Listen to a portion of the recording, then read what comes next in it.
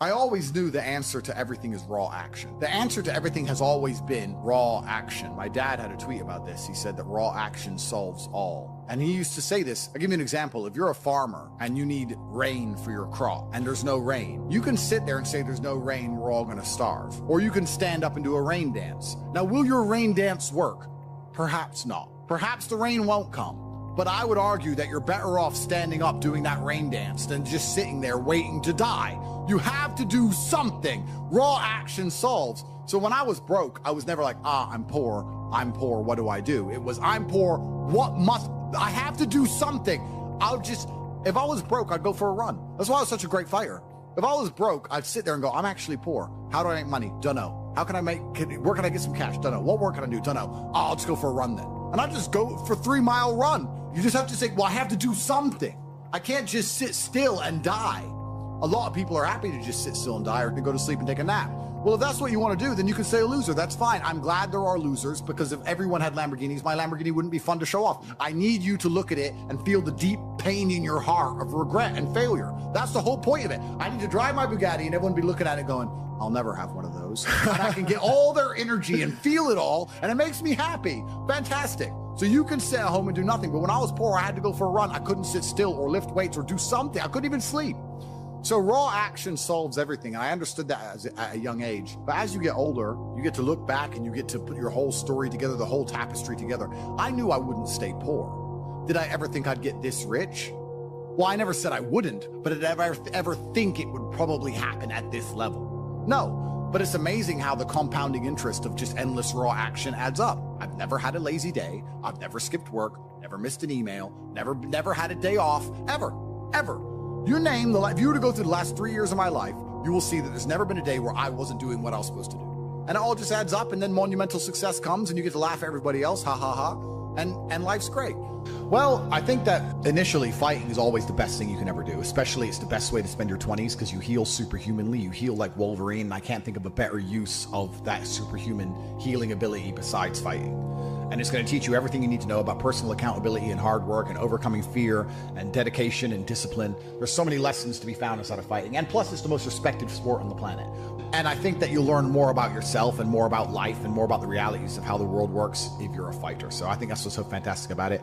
All of my wisdom and all the things I say doesn't come from books. It comes from life experience. And a lot of my life experience is the brutal realities of violence. So people say, oh, Andrew's so smart, Andrew's so wise, Andrew knows so many things. I've learned all of that simply through fighting. And if you're a warrior in life, the arena may change, but the battle never ends. It's just never ending. And you have to get used to fighting. You have to get used to being under pressure and under stress all the time and being the kind of person who can perform and smile anyway. And I'm glad I spent my 20s training because I can't think of something else. I find it amazing that, like, I speak to people my age and I say, in my 20s, I spent maybe, I don't know, let's say 3 hours a day. What's a decade at 3 hours a day? Let's say 10,000 hours. I spent 10,000 hours in the gym training. You're the same age as me. What did you do with those 10,000 hours? They can't even tell me what they did. What did you do? Watch TV, go out, go pub, sit around, sleep, nap, chase women? What did you actually do? We had the same amount of waking hours and the same amount of minutes. I know where 10,000 hours of my minutes went, and that's why I'm the champ. That's why I have 4 title belts above my bed. That's how I spent my 10,000 hours. Tell me what you did with your 10,000 hours, which is equal to, comparable to, or superior than how I spent my time. And they can't even name what they did with any of their time. They're like, don't know. So if you're 16, you need to be using every single waking minute towards things you're going to remember. You're going to remember training. You're going to remember working hard. You're going to remember trying to make money. You're spending your life and wasting your time doing things you're not even going to be able to recollect in a few years. You're going to wonder why you fall behind the people who don't waste time. Time is the ultimate currency. Time is money. Time is also strength and power and networks, connection. Time is everything. You can convert it. It's like malleable. Time is like Play-Doh. Yeah. You can turn it into anything. You can turn it into muscles if you go to the gym. Turn it into fighting prowess if you go to the fight gym. But people have all this time and they just mush around with it. And then they're like, I don't know why I'm failing. I wish I was successful. When you're living that type of life and you end up searching for meaning, you end up down the path of hedonism because the meaning is, I want to have as much fun as possible. But fun in and of itself, I was talking to another girl and I was saying to her that fun, she was saying to me, you know what, Andrew, all you do is work. You never really have fun. And I said, fun is haram. She goes, is fun really haram? I'm like, no, it's not. But please understand what I'm trying to say here. What I'm trying to say is when you look at what most people do for fun, Look, what fun is clubs, drinking, running around, laughing like a kid, all this. All the bad things in life, the negative haramities can be attained through this obsession with fun. If you find a man who's obsessed with work, I have things I need to do, and I feel satisfied inside when I do them. I have duty and I have work and I have obligations to fill and objectives to meet. I feel happy when they are done. That is my fun. My fun is clearing my emails, making $2 million in the day, buying another investment property I don't need, going to bed, training hard, eating right. That's my fun. Call me boring. That's what I enjoy. When you were talking about that lifestyle and what you end up searching for in that hedonism, you just end up searching for excesses, right? To have more fun, you want to get more drunk, go to more clubs, and it's just a black hole. It never ends, and you end up destroying yourself. Yep. We need discipline. We need purpose. We need to have parameters set for us. And truthfully, as a person, you're happier that way. That's why I quit drinking. People think I quit drinking because I reverted to Islam. That's not why. I actually quit drinking 2 months before that. I was extremely effective on alcohol. I would drink 4 or 5 times a week because I'm extremely rich and I have a very good life and I'm in my mansion and I'm drinking. I was still world famous. I was still making millions of dollars. I was still in fantastic physical condition. All the videos you watched me from a year and a half ago, I still look like a bodybuilder. I still outperformed everybody. I didn't have a drink problem. I could easily quit. In fact, I didn't even want to drink most of the time. It's just a party going on. I was still monumentally successful on alcohol and I could continue to drink alcohol for the rest of my life. But I stopped because I thought, will I enjoy having less fun? Will it be fun to have less fun? Okay, that's all fun. But would it be fun to have less fun? And I said, maybe instead of spending all of our money doing this stuff, we should spend all of our money getting very regimented. We should have loads of members of staff, and we should be up at exactly 7:46, and we should have a coffee ready and hot at 7:47, and at 8:01 we should go into the gym, and we should finish at 8:27, and we should have all of it. We should have everything regimented, and we should produce more content than ever before, become richer than ever before, but just remove the fun and have fun in not having fun and just being monumentally competent and effective. Okay, well, I'll try it. Let me try for 6 months to give up all fun and just be boring. And then I learned some very interesting things during that time. Firstly, I learned that the whole idea of drinking for being social is now gone. I think we're at the age where if you were 21 and you didn't drink, you didn't have a life. There's no reason to drink for socializing because everything's online anyway. You meet everybody on apps. Nobody cares about drinking anymore. That's the first thing I learned. The second thing I learned is that being exceptionally regimented is fun. I truly enjoy it. I enjoy it just as much as I enjoyed being, because what would happen before is I'd do all my work and I'd train hard and I was always an effective person. I was still 1,000 times more effective than the average man. And then I would take 6 or 7 hours and drink and smoke and have fun and enjoy all the fruits of my labor. I became extremely rich. Why not get on a private jet and have fun? But now, instead of spending those 6 hours having fun, I spend those 6 hours continuing to work. And I enjoy it just as much. So now I'm sitting there going, well, I enjoy it just as much and I'm not damaging my health. I enjoy it just as much and I'm making more money. So it really, truly ruins my day when a beautiful girl's like, can I see you? It's like, oh, I've got work to do. I'm regimented. I have to sit here and type. I don't want to talk to you and have fun and party. I don't want to do any of that. I want to do emails. You don't get it. I know to you it makes no sense, but you already have all this money. Why do you want to do emails? Because that's my fun now, regiment. So I decided to dedicate 6 months to being boring. And by the end of the 6 months, I was having so much fun being boring that now I will probably never drink again. I am 0% tempted to drink ever again. I am 0% tempted by fun, which is what you said, and I completely get it. When someone goes, we're gonna go here and it's gonna be fun, I'm like, nah, you have fun, I'll do my emails, you enjoy. I don't wanna go to clubs, I don't wanna go to some party, I'm not interested in traveling, I'm not interested in seeing anything, I've seen it all anyway, I've been everywhere. Like, who cares? I'm above it all, I'm over it all. I want to run my empire, and I want to spend time with people I love, and I want to beat my brother at Uno, and that's it. I don't want to do anything. Maybe I've gotten boring. Maybe I've leaned too much into the boring character, but I truly enjoy just being boring and regimented. And I like getting as much work done as possible, and that's why I'll never, ever drink again. So the whole concept of fun is alien to me. I totally get it now. When you said that, you're totally right. Fun isn't fun. And then achieving things in work is fun. The only thing I guess I can say I do for fun is driving fast cars, but then I need to make $800,000 to buy a Ferrari. So it's still work involved, you know, there's still work involved. But I really believe God's given me one of the best lives, and I can't complain about anything bad that's happened.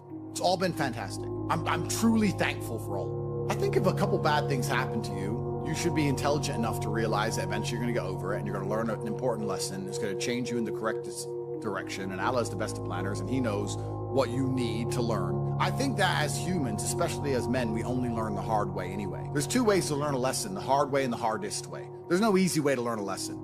You have to learn the hard way. So God gives us lessons via difficulty. He thinks you need to learn this about yourself or this about other people. So I'm going to give you a difficult time so you can learn your lesson. Because if I told you, if I just said, hey, Andrew, this is how the world works, you go, yeah. But when I show you, when you feel it, my fight coach used to say, you have to feel it to believe it. That's why if he was teaching low kicks, he'd kick your leg off. Because you don't believe in the power of a low kick. You don't believe a low kick can be so devastating unless you've felt it. You have to feel it to believe it. So God will give you a difficult time so you learn your lessons. And the lessons are very important for you to be the person who you need to be in this life. He's the best of planners. And I'm thankful for all the lessons he's given me. He's bestowed knowledge upon me. How could I not be grateful to God for making me so intelligent and wise and the ability to look into things so deeply and come up to the right decision and basically predict the future perfectly? You have to have difficulty happening to you all the time. So when you sit and say, I want an easy life, what you're saying is you're a dummy and you want to be a dummy. You want to stay a dummy. I want an easy life and I don't want anything bad to happen to me because even though it will teach me lessons, I'm too big of I can't handle the emotional pain. I can't handle the stress. I don't want to be a dummy. I want to be smart. If I want to be smart, then hurt me. I just know that I become a more formidable, more competitive version of myself after every single bad thing that's ever happened to me. It's one less thing to fear. It's one less thing to be worried about. I've done it before. Because it's also very interesting because you talk about wisdom, you use the word wisdom, and I appreciate the compliment. I don't read books. I never read a book because I don't have time. All of the wisdom I have, all of this knowledge I speak, all of these things I say have been learned through basically difficulty of life, through professional fighting and being poor and all bad things happening to me and struggle. All of my lessons have been bad things, bad events, bad scenarios, bad situations, pain, suffering, anger, resentment. All of these horrible emotions are how I've learned everything. So I thank God for giving them to me. And anyone who wants an easy life wants to stay a dummy. What do you learn if you just get money, you buy a crypto coin, it blows up, you get some money, you go to some restaurants? What do you learn about anything? You don't. Completely. And then the thing that's so interesting is that the people who are choosing the safe option is actually choosing the most risky option. So you're not taking a safe option, you're taking a coward's way out, and it leads to exactly where a coward's way should lead. Cowards in the end do not get to enjoy the shade of the olive tree because unless you've fought in the arena, unless you've been a gladiator, you never get the peace of mind and peace of heart, which is afforded from bravery. So if you choose the safe choices in life, thinking, oh, I'm going to take the safe route, you don't end up anywhere safe. The safe option doesn't work anymore. You need to take risks. You need to try and start your own business. You need to go all in on things. You need to go wild. You need to be a man who's not afraid to stand up and think, fuck it, it's all on my back and I'm going to find a way to pull this off. Because any other way, any other option in the world today only leads to a bad scenario. Yeah. The safest thing you can do are the riskiest things. That's the now scenario we're in. Every single gamble I've taken, which was seen as risky, all paid off for me because I dedicated myself completely. So how do you find happiness? Happiness is in struggle. The struggle and the size of the struggle you're facing, along with how important it is and how important you feel it is deep in your heart, is directly correlated to how successful and how happy you're going to feel all of the time. Struggle is extremely important for a man, and you should be looking to inject struggle into your life permanently. We talked about this in the past emergency meeting, because if you're injecting struggle and that struggle solving those problems lead to a positive place, once you become addicted to it, you're going to become a machine of monumental achievement. There are some very simple basic things you can do: weight training, chess, having debates, trying your very best to take care of your mother, retire her, make sure that your people who you love are taken care of. You need goals and resistance and something to fight against to live well, because the distance between pain and joy is what we experience. If you only have joy all of the time and no pain, you are not going to be happy. You don't need drugs, you don't need alcohol, you don't need parties or festivals, you don't need fun. Fun is the vector from which Satan operates. Every time you look at something which is fun, It's all just hedonistic. There's no money to be made. You don't retire your mother. You don't help the world. You don't give to charity. You don't become stronger. You don't become wiser. You don't learn anything. Next time you think of what is fun, and someone goes, guys, come, it'll be fun. Sit there, go, wait. Will it? Experiences are unique. Jail was a unique experience. Bunch of fun. Unique. Life's not about fun as a man. Life is about doing the right thing because it must be done. Now, there are some things that are fun which can be earned, and there are some things which are fun that you could do which perhaps involve skill. Driving a supercar around a racetrack is fun. It involves skill. You have to be good at what you do. Cool. But a lot of this fun that is easily accessible to everyone, because not everybody can get a Ferrari on a closed racetrack. I can, you can't, because you're poor. You do not need fun until you've already reached the highest possible echelon. So this whole idea that you need fun in your life, you don't. What you need is purpose. You need discipline. You need hard work. You need things to do which are going to benefit you and the others around you. You need duty. You need obligations. And you need performance metrics. You need people around you who are going to hold you accountable. You don't need to be waking up thinking about fun. You're nobodies. You're not important. Nobody knows who you are. You're not physically strong. You're not financially wealthy. You have bigger concerns. You're obsessed with this idea of fun. Hey, what are we gonna do this weekend? We need to have some fun. Do you? Do you need fun? Do you deserve it? Really? Have you actually gone out there in the universe and made a mark large enough that you're allowed some time off to have some fun? You don't deserve any fun. You don't need any fun. You have work to do. Your obsession with fun is holding you back. These things you think are fun aren't fun. Checking your bank balance in your house, not going out, you're not in a club, and seeing $20 million liquid is very fun. That's right. Much more fun than anything you could possibly ever do. So, although it wasn't fun to sit around and accumulate that kind of wealth, it's the funnest thing in the universe, in a way. For a man, your contentment will come from your purpose, and it will come from your competence, and it will come from succeeding objectives. It will come from completing difficult things that other people cannot complete. It will never come from the easily accessible hedonism, which you have confused for fun. If everybody can do it, you shouldn't want to do it. If everybody can go to that concert, you shouldn't want to go. If everybody can go to that club, you shouldn't want to go. You should only want to do things others can't do. The only fun I have is doing things I know you're not allowed to do. Putting my Bugatti on an A380 and flying it around the world to a racetrack, which I've rented out for only me and only my friends to race around cars. You can't do that. I can. That is fun. But if you say to me, Andrew, come to this party, and I say, well, who's there? Everyone. Oh, everyone's there. Does that mean I need to go, right? It's the event of the century. Ooh, everyone's there. If everyone's there, it's trash. So you need to sit there and go, all right, I'm being asked to do something fun. Who else can do this? And if the answer is everybody, stop. I clear my emails. I've trained hard that day. I've made a couple $1 million. I've spec'd a brand new car. I've checked on all the people I love, all the people I care about. I've donated some money to charity. My children are fed. Their mothers are taken care of. Everything is in order. Everything is in its proper place. That is fun. If you say to me, Andrew, skip a portion of that organization and professionalism so that we can go and do something that everyone else can do, my answer will be no. That does not sound fun to me. And the fact that you think that's fun shows that you have a severe mental deficiency. Stay away from it.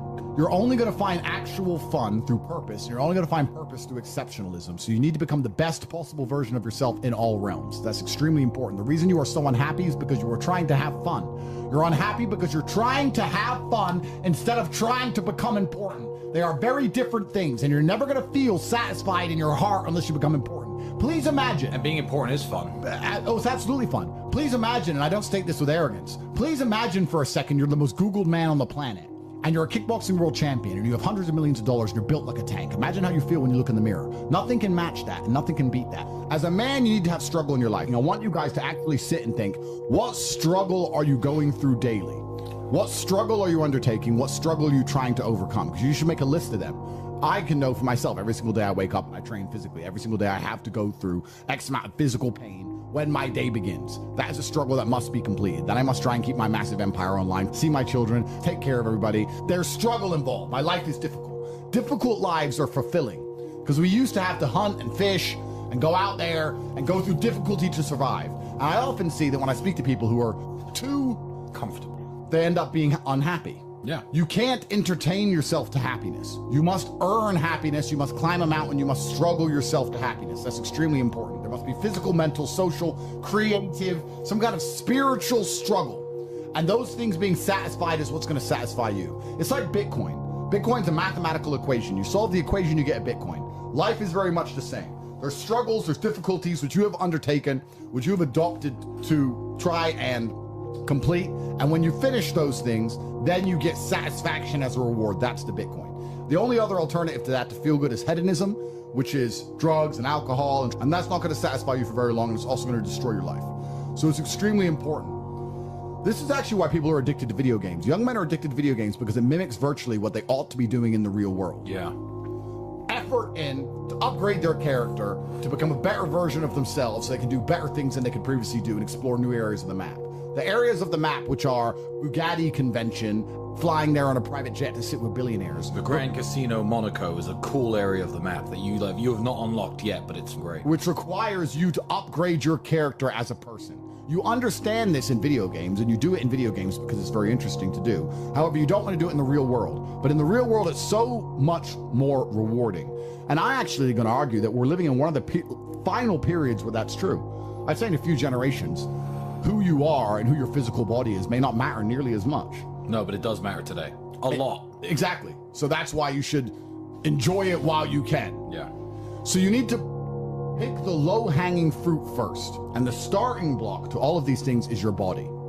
I believe if you lift, stretch, move, improve your body, try and train MMA, learn how to fight, get stronger, get bigger muscles, it's a fast track to self-discipline, which will carry over into all other endeavors. And I would argue that is nearly impossible. In fact, how many people can say the gym saved their life? How many people do you know were depressed, started training, got in fantastic shape, and weren't depressed anymore? It is very easy. The low-hanging fruit is your body and upgrading your body. That is the easiest struggle, which is never going to backfire on you and never going to be a negative towards any other facet of your life. And when I look at men who are physical specimens, I think everyone naturally does this, but I'm going to openly say it. I respect them differently than I look at men who aren't. I have a different level of respect for them because they show me they have discipline. They show me they have motivation. They show me they're capable of doing difficult and hard things. Those are the kind of people I trust. They're not afraid of struggle. They're problem solvers. People who train are problem solvers, and you need to become one, and you need to become very, very adept at solving problems pretty quickly. I actually find it amazing that there's people out there who aren't in perfect physical condition. Guys, let me tell you all a news flash. If you eat right and you train hard, you look good. Yeah. It's like a biological certainty. It's almost impossible to be fat and look bad if you eat right and train hard. Your body will react and give you exactly what you want. So why don't you all look like superheroes? Do you not understand how intimidating that is just when they look at a group of people and they all look like superheroes and they can tell they're all disciplined, all hardworking, all dedicated, all physically strong? The struggle is what's beautiful about it. That's the most important thing. That's what you have to understand. Yeah, because no matter how rich you are, no matter how smart you are, no matter what family you're born into, you can only get into shape the same way as everybody else. So you could be Mark Zuckerberg, who's now in shape and he's a billionaire, but you can't say, oh, he bought it. He didn't buy it. He's just in great shape because he earned it like everyone else. You could be flat broke or rich as fuck. If you're in good shape, you had to earn it. It's as simple as that. So yeah, it says a lot about who you are as a person. First, you want to become as strong as physically possible. So you want to be as strong as physically possible. Next, you want to try and make as much money as possible. Not even necessarily for the money, although money is extremely important because it allows you to take care of yourself. We talked about this before, but there's the challenge involved, and solving that challenge is going to make you feel more satisfied as a human. Happiness comes from success, and making money is success. You should try and make people around you smile and be happy. You should try and encourage positivity around you. You should be the kind of person that no one can really complain about their struggles around because they know that you're the person who's going to be like, why are you complaining when you could just simply fix it? Especially successful people. Successful people are uninterested in stealing because we'd rather everybody win and keep the friendship and keep the network and keep the positive organs and keep the good karma than make a little bit extra money. So it's amazing what you see in the world. And if you become a person who is happy and successful and can take care of himself and adopt struggles, you're going to start finding those other people who do the same thing, and then you're going to build a network and become fantastic. Live with men you're in competition with. So you and your friends need to have friendly competition at all times. Now, you need to meet your friends, and you need to have banter and competition around things that matter. Who's got the most money? Who's worked hardest? Who's discovered XYZ, crypto, stock, new way of generating income? Who's trained that day? Who has the most children? Put some actual competitions together that matter and start competing and being around people, because you are the sum of the 5 people you spend the most time with. Everybody knows this. So why don't you get some genuine metrics that will improve your life? You won't have time to stand around cooking meals if you're friends with somebody who works out for 3 hours a day, for example, because you're going to need to find 3 hours a day to train to beat him, which means you're going to have to just eat that rotisserie chicken as you do squats, like a man should. Live with men you're in competition with. This is ultra important because you can measure yourself against your circle. If Tristan comes downstairs and says, I've done 1,000 push-ups, I will do anything it takes to do 1,001 just to annoy him, because I know that he then has to do 1,002. And pissing him off is worth it. It's always worth it. And that's why you need to have that kind of competition. Get your act together, get some genuine metrics, things that matter. And once they're all put together, you're going to live in a naturally competitive environment, which is going to increase your testosterone level. It's going to prevent you from doing a lot of dumb shit. And the competition one's great, you know, because you can apply it to everything. There are a lot of people who are going to get, you know, kicked in the nuts and take a fall, and they're going to let it beat them down. You know, Andrew's lost very important kickboxing matches. Did he quit fighting then? Did I quit fighting when I got my ass kicked a couple times? No, you don't. You just have to continue, because in life, there are only winners and losers. There are no participation trophies. There's no, you know, stickers and everyone's invited to have a good time. You know, life is hard, and everyone in life is actually trying to play the same game. If you're a sportsman, there's a small pool of people who compete at kickboxing, professional soccer, and the bigger the pool is, the more difficult it is. Well, life is the only game where every single one of us 8.1 billion people is trying to play the exact same game. And the same game is, there's only so much money in the world, there's only so many resources, there's only so much happiness. I'm going to try to provide for my family as best as I can. And whether people say money's not important or is important, everyone's part of this game. So winning is very difficult. And you have to keep trying when you get kicked and you fall down. And that's the advice I give to every young man who listens to me. People are afraid of accepting there's a problem because then they know they have a responsibility towards fixing it. And they don't want to do anything, one, because they're lazy, and two, because they're afraid they might lose. So they'd rather pretend there's no problem at all. And I think I often say to people in a lot of my videos about a lot of other subjects that it's not always the winning and the losing. It's the fighting in the first place. And there's plenty of men in history you remember who ended up losing in the end. Napoleon, for example, who still fought, which is why they mattered. It's not, if you're only going to fight when you're guaranteed to win, then no bravery is required. And you have to fight so that you can look back on your life and feel happy that you tried to do something when you knew it was going on before it was too late. Forget about the winning and losing for now. Focus on the fight. You must wait for the moment when the opponent's mind is scattered and strike without hesitation. If you do not overcome your tendency to give up so easily, your life will lead to nothing. Objectify your demons so you control them instead of them controlling you. Fear is a reaction. Courage is a decision. You have to train your mind to be stronger than your emotions, especially your impulses, or else you're going to lose yourself. You will only be found by the devil once you are lost, and he will lead you to hell. Most of the important things in the world have been accomplished by men who kept fighting when there seemed to be no hope at all. I think it's a good motto, perhaps, for life, for everyone who's watching this. I heard it during a boxing match, and I think it was between Evander Holyfield against some guy who's not nearly as well known. And Holyfield was losing, and then he starts swinging, hitting the guy. And the commentator said, "Suddenly the champion returns with initiative and vengeance." That's a good slogan for life. You should wake up, look in the mirror, and say, "Suddenly the champion returns with initiative and vengeance." That's a good way to start your day every single day. Yeah, it is. Initiative and vengeance to become the best possible version of yourself. It's very important, and this is the last piece of advice I want to give to people at home. A lot of people go through life with a very average attitude, and they wait for their one big break. But you have to build your big break. And you're going to do that with 1,000 tiny victories. If you're watching this, ask yourself a question. When's the last time you genuinely tested yourself? When's the last time you genuinely felt challenged? Win or lose, you can be a hero if you just fight. Win or lose, you can be a hero if you make the brave decision. There are so many men of history we remember who didn't even win every time. Napoleon lost. He's still famous. His name's still etched into history. You can't escape